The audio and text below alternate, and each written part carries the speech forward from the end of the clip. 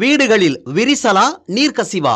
உங்கள் கட்டடங்களில் ஏற்படும் அனைத்து பிரச்சனைகளுக்கும் நிரந்தர தீர்வை உத்தரவாதத்துடன் தருகிறது பில்டிங் டாக்டர்.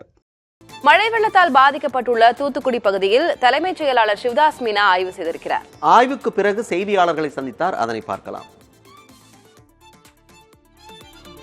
பொறுத்தவரையில் அனைத்து மாண்புமிகு முதலமைச்சர் அனௌன்ஸ் பண்ணியிருக்காங்க. அனைத்து அதாவது அந்த ரேஷன் கார்டு அடிப்படையில் தான் நம்ம அந்த நிவாரணம் வழங்கப்படும். அந்த பணி சீக்கிரமாக விரைவில் துவங்கப்படும்.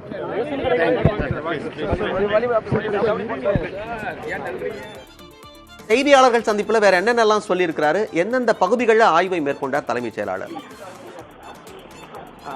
அதாவது தூத்துக்குடி பகுதியில் பார்த்தீங்கன்னா வெள்ளத்தால் பாதிக்கப்பட்ட அனைத்து பகுதியிலையுமே வீடுகள் குடியிருப்பதற்கும் சரி அனைத்து பகுதியிலுமே வெள்ளங்கள் சூழ்ந்துதான் காணப்படுகிறது. இன்று தலைமைச் செயலாளர் தற்பொழுது பார்வையிட்டுள்ளார்.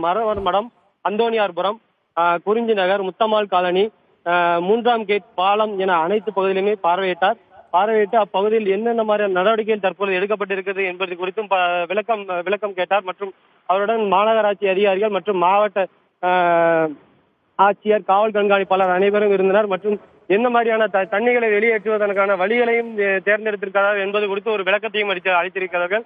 அதாவது வரலாறு காணாத மழைதான்.